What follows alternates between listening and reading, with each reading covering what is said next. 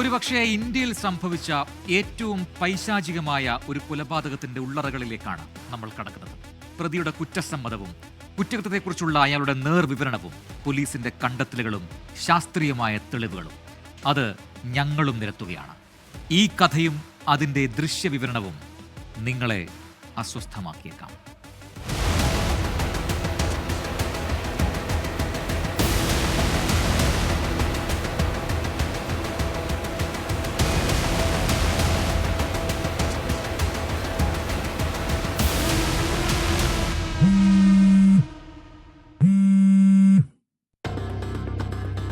അനീതിയുടെ കറുത്ത രാത്രികൾ എത്ര നീണ്ടാലും സത്യത്തിന്റെ വെളിച്ചം അവിചാരിതമായി ആ രാത്രികളെ ഭേദിക്കുക തന്നെ ചെയ്യും. കാലത്തിന്റെ പുസ്തകത്തിൽ ഒരു കുറ്റകൃത്യവും എന്നേക്കുമായി ഒളിച്ചുവെക്കപ്പെടാറില്ല. തങ്ങൾ തീർത്ത നിഴൽപ്പാടുകൾക്ക് പിന്നിൽ കണ്ണടയാതെ നിയമം കാത്തിരിക്കുന്നുണ്ട് എന്ന സത്യം കുറ്റവാളികൾ പലപ്പോഴും മറന്നുപോവുകയാണ്. ആരംഭിക്കാം കുറ്റവും ശിക്ഷയും.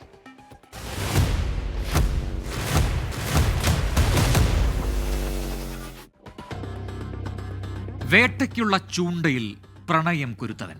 പലതായി മുറിഞ്ഞുപോയെങ്കിലും തണുത്തുറഞ്ഞ ചോരക്കളത്തിൽ അവളുടെ ഓരോ അണുവും ആ പ്രണയത്തിനായി തുടിച്ചിരിക്കാം. ഒരിക്കൽ കേട്ടാൽ ഒരിക്കലും നമ്മൾ മറന്നു പോകാത്ത ക്രൂരതയുടെ ആദ്യ അധ്യായത്തിലേക്ക്.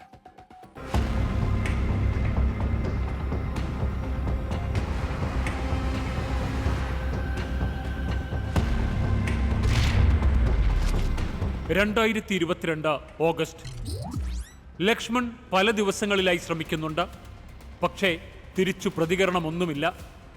അടുത്തടുത്ത ദിവസങ്ങളിലായി വീണ്ടും ലക്ഷ്മൺ ശ്രമിച്ചുകൊണ്ടേയിരുന്നു. ഫോൺ ചെയ്തു, വാട്സപ്പിൽ സന്ദേശങ്ങൾ അയച്ചു. അത്രയും അടുത്ത സുഹൃത്താണ് ശ്രദ്ധ.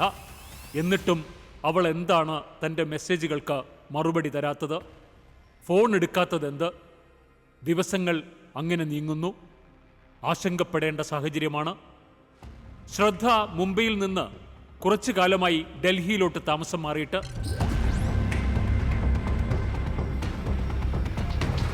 ലക്ഷ്മൺ മാത്രമല്ല, ശ്രദ്ധ വാൾക്കറിനെ കുറിച്ച് കഴിഞ്ഞ കുറച്ചു കാലങ്ങളായി ഒരു വിവരവും ലഭിക്കാതായതോടെ ചെറിയ ആശയക്കുഴപ്പത്തിലായിരുന്നു ശ്രദ്ധയുടെ പല സുഹൃത്തുക്കളും.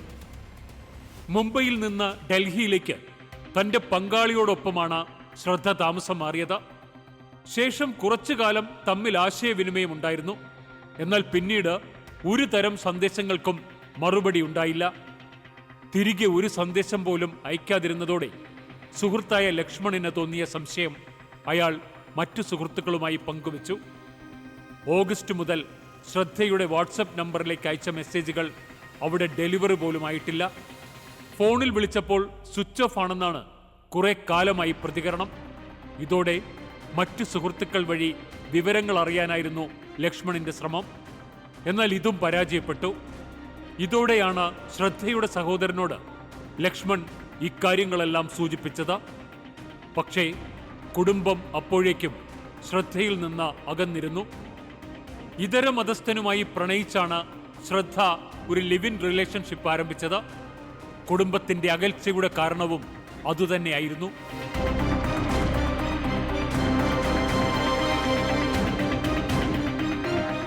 മാസങ്ങളായി ശ്രദ്ധയെക്കുറിച്ച് വിവരമൊന്നുമില്ലെന്ന് സുഹൃത്തുക്കൾ സൂചിപ്പിച്ചതോടെ ശ്രദ്ധയുടെ സാമൂഹ്യ മാധ്യമ അക്കൗണ്ടുകൾ കുടുംബം പരിശോധിച്ചു. ആ പരിശോധന വെറുതെയായില്ല.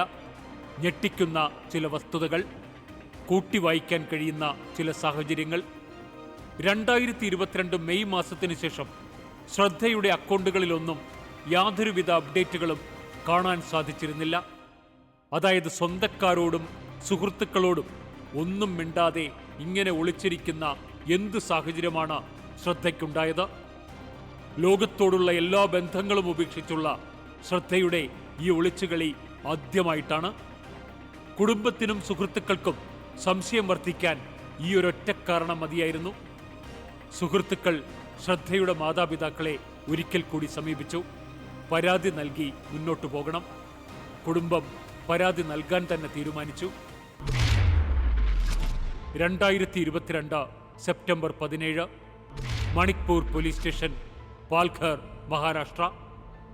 മഹാരാഷ്ട്രയിലെ പാൽഘർ ജില്ലയിലുള്ള മണിക്പൂർ പോലീസ് സ്റ്റേഷനിലാണ് ശ്രദ്ധയുടെ പിതാവ് വികാസ് മദൻ പരാതി നൽകിയത്. മകൾ 2020 ജനുവരിയിലാണ് അവസാനമായി കുടുംബവുമായി സംസാരിച്ചത്.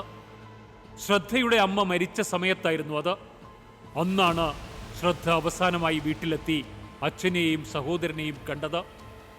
അന്ന് ശ്രദ്ധയുടെ ലിവിൻ പങ്കാളി അഫ്താബും ശ്രദ്ധയോടൊപ്പം അവിടേക്ക് എത്തിയിരുന്നു. പിന്നീട് കുടുംബവുമായി ഒരു ബന്ധവും ഉണ്ടായിരുന്നില്ല എങ്കിലും ശ്രദ്ധ സുഹൃത്തുക്കളോട് നിരന്തരം ബന്ധപ്പെട്ടിരുന്നു. ഇപ്പോൾ അതും നഷ്ടമായിരിക്കുന്നു.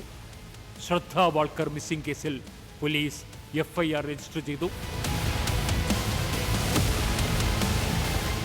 പോലീസ് നടത്തിയ പ്രാഥമിക അന്വേഷണത്തിൽ ശ്രദ്ധയുടെ മൊബൈൽ ഫോൺ ടവറിന്റെ അവസാന ലൊക്കേഷൻ ഡൽഹിയിലാണെന്ന് കണ്ടെത്തി. ഏതാണ്ട് 2022 മെയ് 18 മുതലാണ് ആ ഫോൺ പ്രവർത്തനരഹിതമായത്. മെയ് മാസം മുതൽ ശ്രദ്ധയെക്കുറിച്ച് വിവരമൊന്നും വീട്ടുകാർക്കുമില്ല. പക്ഷെ ശ്രദ്ധ കാണാതായി എങ്കിൽ ശ്രദ്ധയ്ക്കൊപ്പമുള്ളയാൾ അതറിയണ്ടേ? അപ്പോൾ ശ്രദ്ധയും അയാളും ഒന്നിച്ചുണ്ടാകില്ലേ?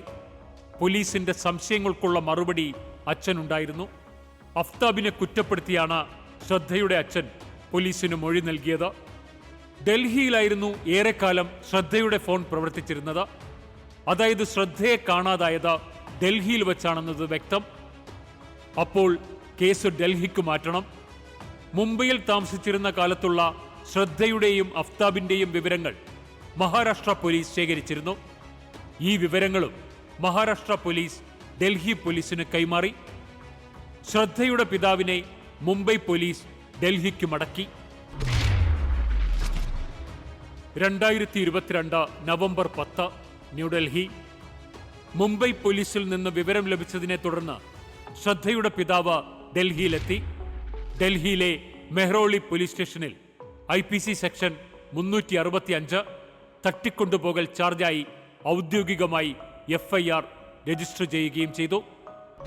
FIR number 659/2022. ഡൽഹി പോലീസ് നടത്തിയ അന്വേഷണത്തിൽ തെക്കൻ ഡൽഹിയിലെ ഛത്തർപൂർ എൻക്ലേവിലെ ഒരു ഫ്ളാറ്റിലാണ് ഇരുവരും താമസിച്ചിരുന്നതെന്ന് കണ്ടെത്തി. പക്ഷെ പോലീസ് നടത്തിയ ആദ്യഘട്ട അന്വേഷണത്തിൽ ആ ഫ്ളാറ്റിൽ ശ്രദ്ധയുണ്ടോ എന്ന കാര്യം ഉറപ്പിക്കാനായില്ല. പരിസരവാസികളോട് പോലീസ് അന്വേഷിച്ചു. അവിടെ താമസിക്കുന്നത് അഫ്താബാണ്. അയാൾ തനിയെയാണ് താമസിക്കുന്നത്. ശ്രദ്ധ എന്നൊരാളെക്കുറിച്ച് അയൽക്കാർക്കൊന്നും അറിയില്ല.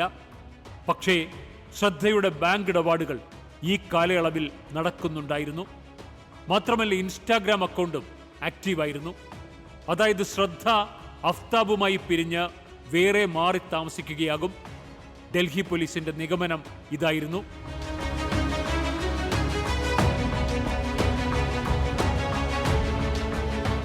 ബാങ്ക് ഇടപാടുകളും ഇൻസ്റ്റാഗ്രാം ആക്ടിവേഷനും നടത്തുന്നത് ശ്രദ്ധ അല്ലെങ്കിലോ?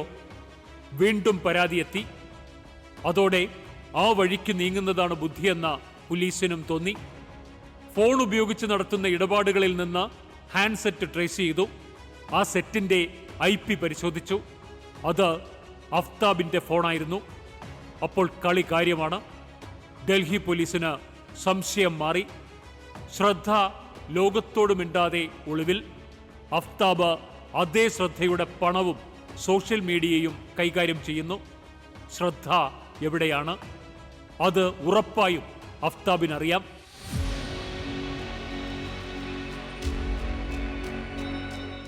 ഛത്തർപൂർ എൻക്ലേവിലെ ഫ്ളാറ്റ് കേന്ദ്രീകരിച്ച് പോലീസ് നിരന്തരമായി നടത്തിയ രഹസ്യാന്വേഷണത്തിൽ ചില സൂചനകൾ കൂടി ലഭിച്ചു. അഫ്താബ് പല സ്ത്രീകളെയും ആ ഫ്ളാറ്റിലേക്ക് എത്തിച്ചിരുന്നു. പക്ഷേ അതിൽ ശ്രദ്ധ വാൾക്കർ ഉണ്ടായിരുന്നില്ല. അഫ്താബ് ബംബിൾ എന്ന ആപ്പിൽ അംഗമായിരുന്നു. ഈ ആപ്പിലൂടെയാണ് സ്ത്രീകളെ പരിചയപ്പെടുന്നതും അവരെ വീട്ടിലേക്ക് എത്തിച്ചിരുന്നതും. പലപ്പോഴും രാത്രിയോടെ വരുന്ന സ്ത്രീകൾ രാവിലെയോടെ ഫ്ളാറ്റിൽ നിന്ന് മടങ്ങിപ്പോവുകയും ചെയ്തിരുന്നു. പക്ഷെ അപ്പോഴൊന്നും ശ്രദ്ധ ഫ്ളാറ്റിലുണ്ടായിരുന്നു എന്നതിൻ്റെ ഒരു സൂചനയും പോലീസിന് ലഭിച്ചില്ല. ഡൽഹിക്ക് സമീപമുള്ള ഗുരുഗ്രാമിലെ ഒരു പ്രൈവറ്റ് കമ്പനിയുടെ ക്ലയന്റ് സർവീസിംഗ് വിഭാഗത്തിൽ അസോസിയേറ്റായാണ് അഫ്താബ് ജോലി ചെയ്തിരുന്നത്. കമ്പനിയുടെ ഉൽപ്പന്നങ്ങളും സേവനങ്ങളും വിൽക്കുന്നതിനായി ഫോൺ കോളുകൾ ചെയ്യുക എന്നതായിരുന്നു അഫ്താബിന്റെ പ്രധാന ചുമതല. അഫ്താബിനെ കുറിച്ചുള്ള പ്രാഥമിക അന്വേഷണം ഏതാണ്ട് പൂർത്തിയായി. ഇനി അയാൾ പറയട്ടെ. അയാളെ സ്റ്റേഷനിലേക്ക് എടുക്കാം. ഡൽഹി പോലീസ് തീരുമാനിച്ചു.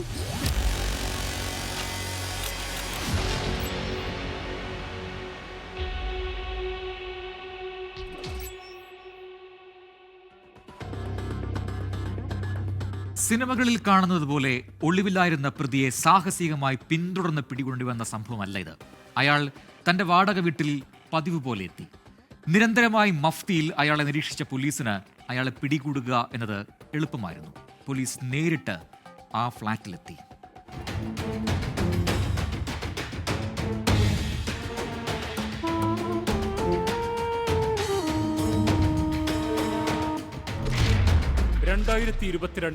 നവംബർ 12 ശനിയാഴ്ച ഫ്ളാറ്റിലെത്തിയ ഡൽഹി മൊറോളി പോലീസ് അഫ്താബിനെ കസ്റ്റഡിയിലെടുത്തു.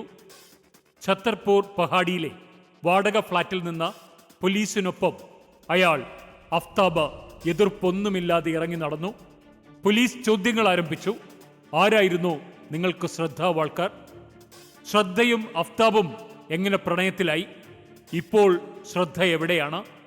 എല്ലാ ചോദ്യങ്ങൾക്കും അയാൾ വളരെ സാവധാനത്തിലാണ് ഉത്തരങ്ങൾ നൽകിയത്. ആലോചിച്ചുറപ്പിച്ച വളരെ സാവധാനത്തിൽ.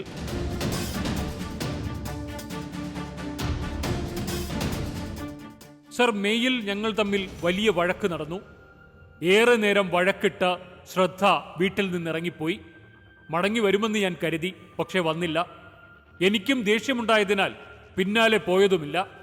അതിനുശേഷം എനിക്ക് അവളെക്കുറിച്ച് ഒന്നും അറിയില്ല, അയാൾ പോലീസിനോട് പറഞ്ഞു. പക്ഷെ പോലീസിന്റെ കയ്യിൽ അപ്പോഴും ഒരു വജ്രായുധമുണ്ടായിരുന്നു. അയാളുടെ മുന്നിലേക്ക് പോലീസ് രേഖകൾ ഒന്നൊന്നായി നിരത്തി. ഒന്ന്, അഫ്താബിന്റെ ഫോണിൽ നിന്ന് ശ്രദ്ധയുടെ ഇൻസ്റ്റാഗ്രാം അക്കൗണ്ട് ഉപയോഗിച്ചതിന്റെ സൈബർ അനാലിസിസ് റിപ്പോർട്ട്. 2, സ്വന്തം ഫോണിൽ ശ്രദ്ധയുടെ ബാങ്ക് ആപ്പ് ഇൻസ്റ്റാൾ ചെയ്ത ബാങ്ക് അക്കൗണ്ടിൽ നിന്ന് പണം ട്രാൻസ്ഫർ ചെയ്തതിന്റെ വിവരങ്ങൾ. 3, ക്രെഡിറ്റ് കാർഡ് ഉപയോഗിക്കുകയും അതിന്റെ ബില്ലുകൾ അടയ്ക്കുകയും ചെയ്തതിന്റെ വിവരങ്ങൾ. ഇതെല്ലാം കണ്ടതോടെ അഫ്താബ് തളർന്നു. ഇനി പറയൂ അഫ്താബ്, ശ്രദ്ധ എവിടെ? അയാൾ അപ്പോഴേക്കും ആ സത്യങ്ങൾ വെളിപ്പെടുത്താൻ തുടങ്ങി. ഓരോ നിമിഷവും ക്രൂരതയുടെ അങ്ങേയറ്റം. ഇന്ത്യ സമീപകാലത്ത് കേട്ട ഒരു ബ്രൂട്ടൽ കൊലപാതകത്തിന്റെ നേർവിവരണം.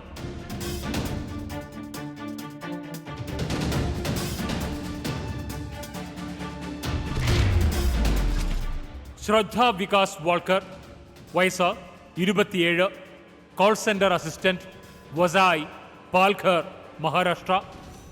മഹാരാഷ്ട്രയിലെ വെസ്റ്റ് വാസിയിൽ താമസിക്കുന്ന വികാസ് മദൻ വാൾക്കറിന്റെ മകളായിരുന്നു ശ്രദ്ധ വാൾക്കർ. വാസിയിലെ ജൂനിയർ കോളേജിൽ നിന്ന് പഠനം പൂർത്തിയാക്കിയ ശേഷം 2015 വിവ ഇൻസ്റ്റിറ്റ്യൂട്ട് ഓഫ് ടെക്നോളജിയിൽ ശ്രദ്ധ തുടർ പഠനത്തിന് ചേർന്നു. പക്ഷേ കോഴ്സ് പൂർത്തിയാക്കിയില്ല. പഠനത്തിനിടെ ജോലിയും ചെയ്തിരുന്നതിനാൽ ശ്രദ്ധയ്ക്ക് മിക്ക ക്ലാസുകളിലും ഹാജരാകാൻ കഴിഞ്ഞിരുന്നില്ല. കുടുംബത്തെ സഹായിക്കാൻ ജോലിക്ക് പോകേണ്ടത് അത്യാവശ്യമാണെന്നായിരുന്നു കോളേജ് അധികൃതരോട് പെൺകുട്ടി പറഞ്ഞത്. LS രഹേജ കോളേജിൽ നിന്ന് ബിരുദ പഠനം പൂർത്തിയാക്കിയ അഫ്താബ് ഫുഡ് ബ്ലോഗറും ഫോട്ടോഗ്രാഫറുമായിരുന്നു. സാമൂഹ്യ മാധ്യമങ്ങളിൽ റെസ്റ്റോറന്റുകളുടെ റിവ്യൂ ചെയ്തിരുന്ന അഫ്താബിന് ഇൻസ്റ്റാഗ്രാമിൽ മാത്രം 28,000-ലേറെ ഫോളോവേഴ്സ് ആണുള്ളത്. മുംബൈയിലെ വിവിധ സ്വകാര്യ കമ്പനികളിലായിരുന്നു ശ്രദ്ധ വാൾക്കറും ജോലി ചെയ്തിരുന്നത്. കസ്റ്റമർ സർവീസ് റെപ്രസെന്റേറ്റീവായും സെയിൽസ് മാനേജരായും ചെറുപ്രായത്തിൽ തന്നെ ശ്രദ്ധ ജോലിയിൽ തിളങ്ങി. ഈ കാലയളവിലാണ് ബംബിൾ എന്ന ഡേറ്റിംഗ് ആപ്പ് വഴി വാസി സ്വദേശിയായ അഫ്താബ് അമീൻ പുലേമലയുമായി ശ്രദ്ധ പരിചയപ്പെടുന്നത്.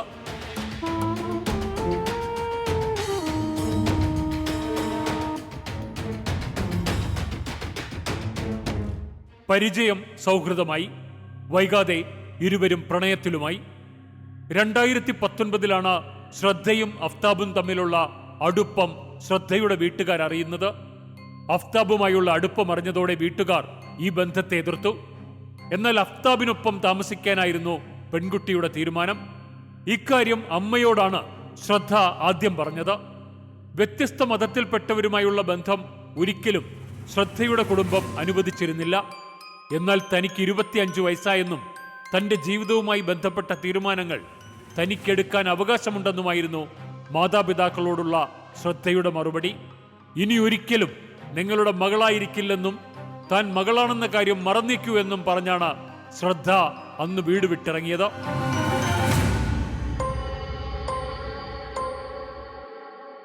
വൈകാതെ മുംബൈയിൽ വസായിയിൽ തന്നെ അഫ്താബും ശ്രദ്ധയും ഒരുമിച്ച് താമസം തുടങ്ങി. വീട് വിട്ടിറങ്ങിയെങ്കിലും അമ്മയുമായി ശ്രദ്ധ ഫോണിൽ സംസാരിച്ചിരുന്നു. ലിവിംഗ് ടുഗദർ ബന്ധത്തിൽ വൈകാതെ വിള്ളൽ വീണു തുടങ്ങി. പല കാര്യങ്ങളിലും അഫ്താബും ശ്രദ്ധയും തമ്മിൽ അഭിപ്രായ വ്യത്യാസം ഉടലെടുത്തു. തർക്കം വൈകാതെ ശാരീരിക ഉപദ്രവത്തിലേക്കും നീങ്ങി. അമ്മയുമായുള്ള ഫോൺ സംഭാഷണത്തിനിടെ അഫ്താബ് തന്നെ മർദ്ദിക്കാറുണ്ട് എന്ന വിവരം ശ്രദ്ധ വെളിപ്പെടുത്തി. ഇടയ്ക്കിടെ വഴക്കിടുമെന്നും തന്നെ അടിക്കുമെന്നുമായിരുന്നു ശ്രദ്ധയുടെ വെളിപ്പെടുത്തൽ. ഇതു കേട്ട ഷോക്കിലാണ് ശ്രദ്ധയുടെ അമ്മ അസുഖബാധിതയാകുന്നതും മരണത്തിനു കീഴടങ്ങുന്നതും. അമ്മയുടെ മരണവിവരം അറിഞ്ഞ ശ്രദ്ധയും അഫ്താബും വസായിയിലുള്ള വീട്ടിലേക്ക് എത്തിയിരുന്നു. ഇതേ സമയത്ത് അച്ഛനുമായുള്ള ബന്ധം ശ്രദ്ധ പുതുക്കി. ഒരിക്കൽ ഒരു വഴക്കിനെ തുടർന്ന് ശ്രദ്ധ അഫ്താബിനോട് പിണങ്ങി സ്വന്തം വീട്ടിലേക്ക് മടങ്ങിയിരുന്നു. എന്നാൽ നാളുകൾക്ക് ശേഷം അഫ്താബ് വീട്ടിലെത്തി മാപ്പ് പറഞ്ഞതോടെ അവൾ അയാൾക്കൊപ്പം തിരികെ പോയി.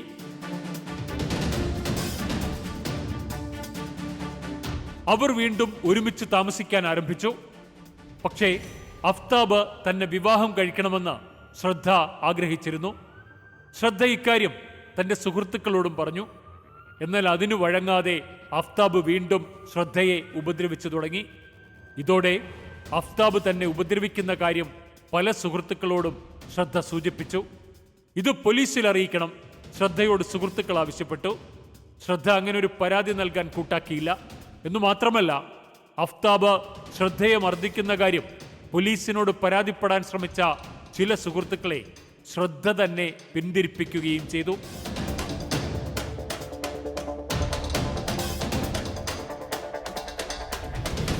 ഒരിക്കൽ അഫ്താബ് വന്നത് പുതിയൊരു ജോലി ശരിയായി എന്നറിയിച്ചുകൊണ്ടാണ്. ഡൽഹിയിൽ രണ്ടുപേർക്കും ജോലി. ഡൽഹിയിലെ ഒരു കോൾ സെന്ററിലാണ് ജോലി. മുംബൈയിൽ നിന്ന് രാജ്യതലസ്ഥാനമായ ഡൽഹിയിലേക്ക് താമസം മാറാനുള്ള അഫ്താബിന്റെ തീരുമാനം പക്ഷേ ശ്രദ്ധയ്ക്ക് സ്വീകാര്യമായിരുന്നില്ല. പക്ഷെ ഒടുവിൽ അഫ്താബിന്റെ നിർബന്ധത്തിന് വഴങ്ങി ശ്രദ്ധ ഇതിന് സമ്മതിക്കുകയായിരുന്നു. പക്ഷെ അന്ന് ഒരു ഉപാധി ശ്രദ്ധ മുന്നോട്ട് വച്ചു. ഡൽഹിയിലെത്തിയാൽ ഉടൻ വിവാഹം. അത് നടത്തണമെന്നത് നിർബന്ധമാണ്. അഫ്താബും അതിന് തയ്യാറായി. അയാൾ അവൾക്ക് ഉറപ്പ് നൽകി.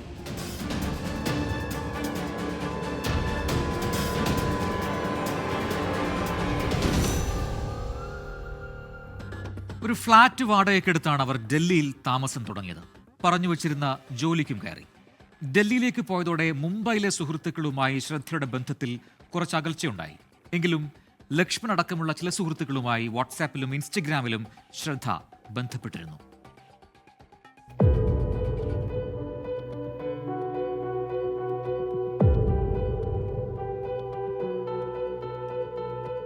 ഡൽഹിയിലെത്തിയ ശേഷം വിവാഹക്കാര്യം ഉന്നയിച്ച് ശ്രദ്ധ മുന്നോട്ട് വന്നു. പക്ഷേ അഫ്താബ് പഴയ അതേ നിലപാട് തുടർന്നു. നോക്കാമെന്ന പതിവുഴപ്പാണ് മറുപടി. അതിനെ ചൊല്ലിയുള്ള തർക്കമാണ് വീണ്ടും അത് വഴക്കിലേക്കായി.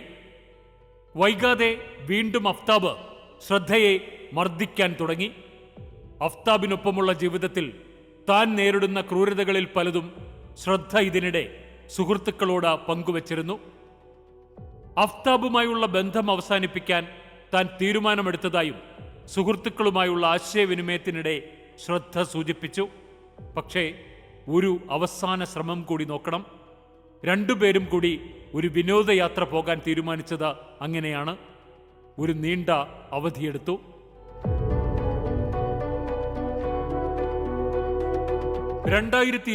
മാർച്ചിലും ഏപ്രിലിലുമായി ഹിമാചൽ പ്രദേശ് ഉൾപ്പെടെയുള്ള വിവിധ ഹിൽ സ്റ്റേഷനുകളിൽ ഇവർ യാത്ര നടത്തി.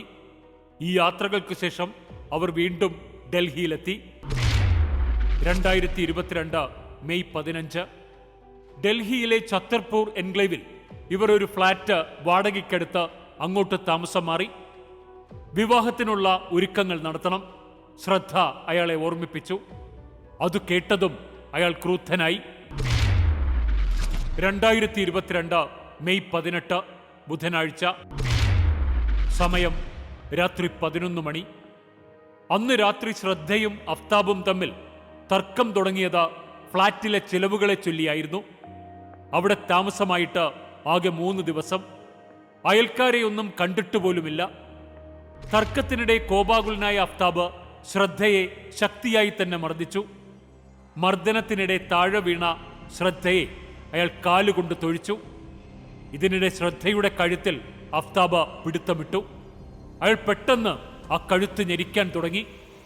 നിയന്ത്രണം നഷ്ടപ്പെട്ട അഫ്താബ് ശ്രദ്ധയുടെ നെഞ്ചിലേക്ക് കയറിയിരുന്ന് ആഞ്ഞമർത്തി. കഴുത്തിൽ കൈകൾ. അയാൾ അപ്പാടെ ആ ശരീരത്തെ ഞെക്കി ശ്വാസം മുട്ടിച്ചു. അഫ്താബിന്റെ കയ്യിൽ കിടന്ന ശ്രദ്ധ ജീവനു വേണ്ടി പിടഞ്ഞെങ്കിലും അയാൾ പിടിവിട്ടില്ല. ശ്രദ്ധയുടെ ചലനം നഷ്ടപ്പെടുന്നതുവരെ അയാൾ ആ കഴുത്ത് ഞെരിച്ചുകൊണ്ടേയിരുന്നു.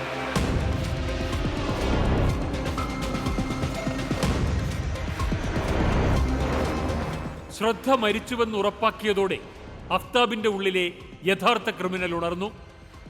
മൃതദേഹം എങ്ങനെയെങ്കിലും ഇനി മറവ് ചെയ്യണം. ആ ശരീരം വെട്ടിമുറിച്ച് പുറത്തെത്തിക്കണം. അയാളുടെ ബുദ്ധിയിൽ അപ്പോൾ വിരിഞ്ഞത് ആ ചിന്തയായിരുന്നു. മൃതദേഹം കിടപ്പുമുറിയിൽ നിന്ന് മാറ്റണം. കിടപ്പുമുറിയിൽ നിന്ന് ശുചിമുറിയിലേക്കാണ് ശ്രദ്ധയുടെ മൃതദേഹം അയാൾ മാറ്റിയത്. പിന്നെ അയാൾ ഗൂഗിളിൽ നിന്ന് ലഭിച്ച വിവരങ്ങൾ പ്രകാരം ചില രാസവസ്തുക്കൾ ഉപയോഗിച്ച് ആ തറയെല്ലാം വൃത്തിയാക്കി. രക്തം പുരണ്ട വസ്ത്രങ്ങളും ഉപേക്ഷിച്ചു. ഇനി കഷ്ണങ്ങളാക്കാനുള്ള കൃത്യമായ തയ്യാറെടുപ്പുകൾ വേണം. 2022 മെയ് 19. ശ്രദ്ധയുടെ മൃതദേഹം കഷ്ണങ്ങളാക്കാൻ ആയുധങ്ങൾ വേണം. അന്ന് രാവിലെ തന്നെ അയാൾ പല സ്റ്റോറുകളിൽ നിന്നായി 3 സർജിക്കൽ ബ്ലേഡുകൾ വാങ്ങി. മാർക്കറ്റിൽ നിന്ന് ഒരു കത്തിയും വാങ്ങി. നേരെ വീട്ടിലെത്തിയ അഫ്താബ് സമയം കളയാതെ തന്നെ മൃതദേഹം മുറിക്കാൻ ആരംഭിച്ചു. നേരത്തെ ഷെഫായി ജോലി ചെയ്തിരുന്നതിനാൽ ഇറച്ചി മുറിക്കുന്ന കത്തി ഉപയോഗിച്ച പ്രതിക്ക് പരിചയമുണ്ടായിരുന്നു. പക്ഷേ ആ കൃത്യം വിചാരിച്ചതുപോലെ അത്ര എളുപ്പമല്ല. അയാൾ വീണ്ടും ഗൂഗിളിൽ തെരഞ്ഞു. ഇക്കുറി ഹ്യൂമൻ അനാട്ടമിയെക്കുറിച്ച് അയാൾ വിശദമായി മനസ്സിലാക്കി. അപ്പോഴേക്കും ഒരു ദിവസം കൂടി പിന്നിടുകയാണ്. മൃതദേഹം വൈകാതെ അഴുകിത്തുടങ്ങും. ഒരു ദിവസം കൊണ്ട് മുറിച്ച് ചെറുതാക്കുക എളുപ്പമല്ല. അനാട്ടമിയുടെ സൂചനകൾ അനുസരിച്ച് 35 കഷ്ണങ്ങളെങ്കിലും ആക്കണം. നേരത്തെ മുറിക്കാൻ ആരംഭിച്ച ഭാഗങ്ങൾ അയാൾ പുതിയ മെത്തേഡിൽ കട്ട് ചെയ്തു. അടുത്ത ദിവസത്തേക്ക് ചിലപ്പോൾ ഇത് നീണ്ടുപോയേക്കും. അപ്പോൾ മൃതദേഹം അഴുകിയ മണം മറ്റുള്ളവർക്ക് കിട്ടാൻ തുടങ്ങും. അതൊഴിവാക്കാനുള്ള മാർഗം നോക്കണം. 2022 മെയ് 20.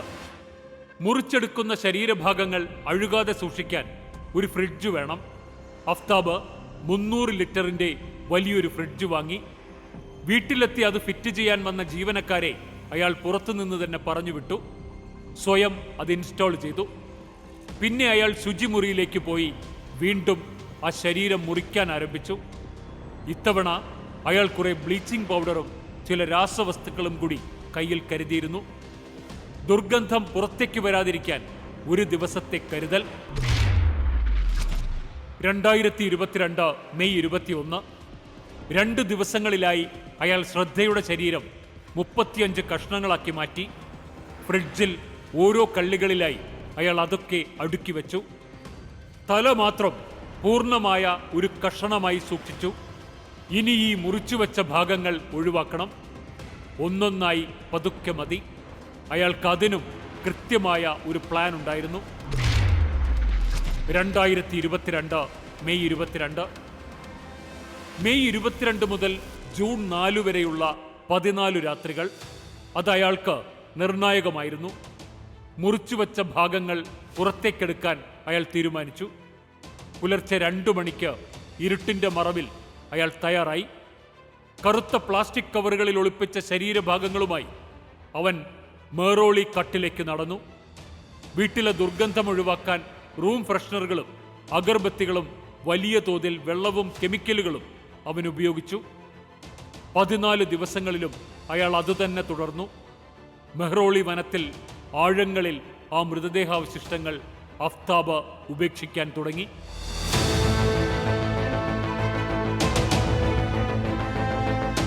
അയാൾ ഭാരതം കണ്ട ഏറ്റവും ക്രൂരനായ കൊലയാളി തന്നെ. ഒരു ഡ്രാക്കുള കഥയേക്കാൾ ഭയാനകമായിരുന്നു ആ വീട്ടിലെ അയാളുടെ ദിനരാത്രങ്ങൾ. യുവതിയെ കൊന്നു വെട്ടിനുറുക്കിയ അതേ മുറിയിൽ തന്നെയാണ് സംഭവത്തിന് ശേഷം അഫ്താബ് ദിവസവും കിടന്നുറങ്ങിയിരുന്നത്. ശ്രദ്ധയെ കൊലപ്പെടുത്തി മൃതദേഹാവശിഷ്ടങ്ങൾ സൂക്ഷിച്ച അതേ ഫ്രിഡ്ജിൽ പ്രതി ഭക്ഷണ സാധനങ്ങളും സൂക്ഷിച്ചിരുന്നു. കോൾ സെന്ററിലെ ജോലി കഴിഞ്ഞ് ഫ്ളാറ്റിലെത്തിയിരുന്ന അഫ്താബ് ഭക്ഷണം ഓർഡർ ചെയ്താണ് കഴിച്ചിരുന്നത്.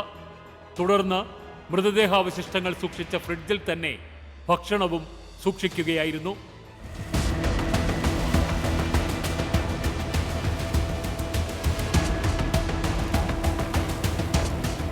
ശ്രദ്ധയുടെ അറുത്തുമാറ്റിയ തല ഫ്രിഡ്ജിൽ അഫ്താബ് പ്രത്യേകം സൂക്ഷിച്ചിരുന്നു. ഓരോ ദിവസവും ഫ്രിഡ്ജ് തുറന്ന് മൃതദേഹ ഭാഗങ്ങൾ കവറുകളിലേക്ക് മാറ്റുമ്പോൾ അയാൾ ആ മുഖത്ത് പതിവായി നോക്കിയിരുന്നു. ചിലപ്പോൾ അയാൾ ആ മുഖത്ത് നോക്കി ചിരിക്കുമായിരുന്നുവെന്ന് പോലീസ് റിപ്പോർട്ടിൽ വ്യക്തമായി പറയുന്നുണ്ട്. എല്ലാ അവശിഷ്ടങ്ങളും ഉപേക്ഷിച്ചതോടെ ഫ്രിഡ്ജ് വൃത്തിയാക്കി തുടച്ചു.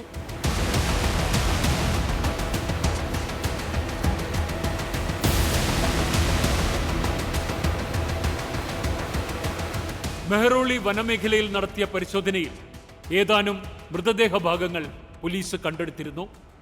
പ്രതിയുടെ ഫ്ളാറ്റിൽ നിന്ന് എല്ലിന്റെ കഷ്ണങ്ങളും പോലീസിന് ലഭിച്ചു. തുടർന്ന് വനമേഖലയിൽ നിന്ന് ലഭിച്ച സംശയാസ്പദമായ മൃതദേഹ ഭാഗങ്ങൾ പോലീസ് സംഘം DNA പരിശോധനയ്ക്കായി ഡൽഹിയിലെ ഫോറൻസിക് സയൻസ് ലാബിലേക്ക് അയച്ചു.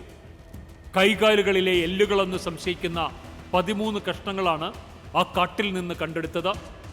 കൊലപാതകത്തിന് ശേഷം ശരീരഭാഗങ്ങൾ സൂക്ഷിച്ചിരുന്ന ഫ്രിഡ്ജും പോലീസ് കണ്ടെടുത്തു.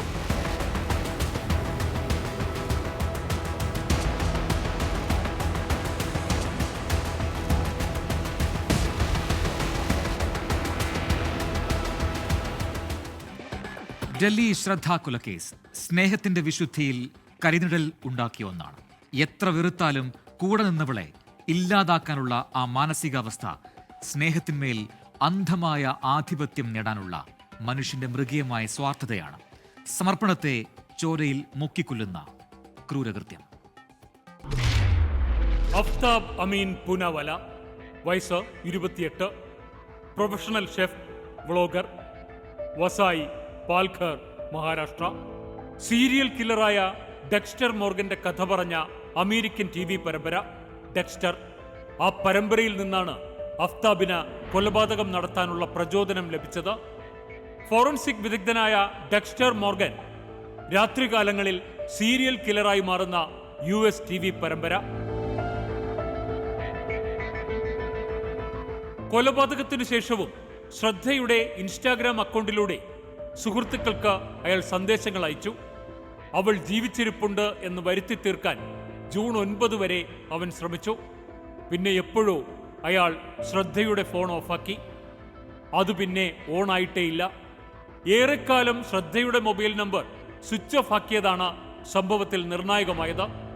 ശ്രദ്ധയെ കൊലപ്പെടുത്തിയ ശേഷം മറ്റു പെൺകുട്ടികളുമായി ഇയാൾ അടുപ്പം സ്ഥാപിച്ചിരുന്നു.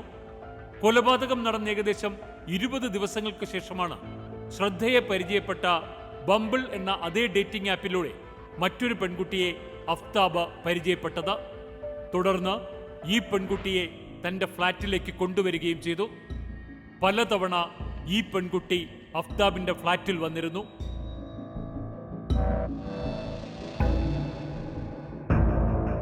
പോലീസ് അഫ്താബ് പൂനെവാലയുടെ അക്കൗണ്ടുമായി ബന്ധപ്പെട്ട വിവരങ്ങൾ നൽകണമെന്ന ആവശ്യവുമായി ബംബിളിനെ സമീപിച്ചു. അഫ്താബിന്റെ അക്കൗണ്ട് വിവരങ്ങൾ ശ്രദ്ധ വാൾക്കർ കൊലപാതക കേസിൽ നിർണായകമാകും. നിയമപരമായി എല്ലാ പിന്തുണയും അന്വേഷണത്തിന് നൽകുമെന്ന് ബംബിൾ വക്താവ് വ്യക്തമാക്കിയിട്ടുണ്ട്. ചോദ്യം ചെയ്യലിനിടയിൽ അഫ്താബ് പൂനെവാല പോലീസിനെ കുഴക്കാൻ പലതവണ ശ്രമിച്ചു. ശ്രദ്ധയുടെ മൊബൈൽ ഫോൺ മഹാരാഷ്ട്രയിൽ വെച്ചാണ് കളഞ്ഞതെന്നാണ് ആദ്യം പറഞ്ഞത്. പിന്നീട് അത് ഡൽഹിയിൽ വെച്ചാണ് നശിപ്പിച്ചതെന്ന് മാറ്റിപ്പറഞ്ഞു. പരസ്പര വിരുദ്ധമായ മൊഴികൾ അന്വേഷണത്തിന്റെ ആദ്യഘട്ടത്തെ ആശയക്കുഴപ്പത്തിലാക്കി. അതോടെ അഫ്താബിനെ നാർക്കോ അനാലിസിസിന് വിധേയമാക്കാൻ പോലീസ് തീരുമാനിച്ചു. ഡൽഹി ഹൈക്കോടതിയെ സമീപിച്ചതോടെ ഇതിന് അനുമതി ലഭിക്കുകയും ചെയ്തു. 2023 മെയ് ഡൽഹി പോലീസ് കുറ്റപത്രം സമർപ്പിച്ചു. 13,000-ലധികം പേജുകളുള്ള വിപുലമായ ഒരു കുറ്റപത്രം. പക്ഷെ വിചാരണ നടപടികൾ വൈകി. നീതിക്കായി കാത്തിരിക്കെ ശ്രദ്ധയുടെ പിതാവ് വികാസ് വാക്കർ 2025 ഫെബ്രുവരിയിൽ അന്തരിച്ചു. ശ്രദ്ധയുടെ മൃതദേഹാവശിഷ്ടങ്ങൾ ഇപ്പോഴും തെളിവായി സൂക്ഷിച്ചിരിക്കുന്നതിനാൽ അന്ത്യകർമ്മങ്ങൾ പോലും നടത്താൻ സാധിച്ചിട്ടില്ല. വിചാരണയ്ക്കായി മുംബൈയിൽ നിന്ന് ഡൽഹിയിലേക്ക് യാത്ര ചെയ്യുന്ന ശ്രദ്ധയുടെ ബന്ധുക്കൾ കോടതിയുടെ മെല്ലപ്പൊക്കിനെ രൂക്ഷമായ ഭാഷയിലാണ് വിമർശിക്കുന്നത്. നടപടികൾ വൈകിയെന്ന ആരോപണമുയർന്നതോടെ പ്രോസിക്യൂഷൻ സാക്ഷികളെ വേഗത്തിൽ വിസ്തരിക്കുന്നതിനായി ദൈനംദിന വിചാരണ നടത്തുവാൻ സാഗീത് കോടതി ഉത്തരവിട്ടു. സാഗീത് കോടതിയിൽ പ്രോസിക്യൂഷൻ സാക്ഷികളെ വിസ്തരിക്കുന്ന ഘട്ടത്തിലാണ് ഇപ്പോൾ ഈ കേസ്. അഫ്താബിനെ ഒരു VIP പോലെയാണ് ജയിലിൽ പരിഗണിക്കുന്നതെന്നും ശ്രദ്ധയുടെ കുടുംബം ആരോപണമുയർത്തുന്നു. കൊലപാതകം നടത്തിയ അഫ്താബ് ഒരിക്കൽ പോലും പശ്ചാത്താപം പ്രകടിപ്പിച്ചിട്ടില്ല. അയാൾ ചിരിച്ചുകൊണ്ടാണ് കോടതിയിലെത്തുന്നതെന്നാണ് ശ്രദ്ധയുടെ ബന്ധുക്കളുടെ പരാതി. പ്രതിക്ക് വധശിക്ഷ നൽകണമെന്നും കുടുംബം ആവശ്യപ്പെടുന്നുണ്ട്.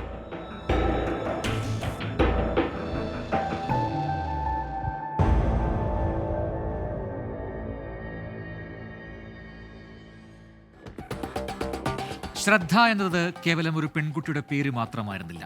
വിശ്വസിച്ചവർക്ക് മുന്നിൽ ജീവിതം ഹോമിക്കേണ്ടി വരുന്ന ഓരോ മനുഷ്യനും കാലം നൽകുന്ന മുന്നറിയിപ്പായിരുന്നു.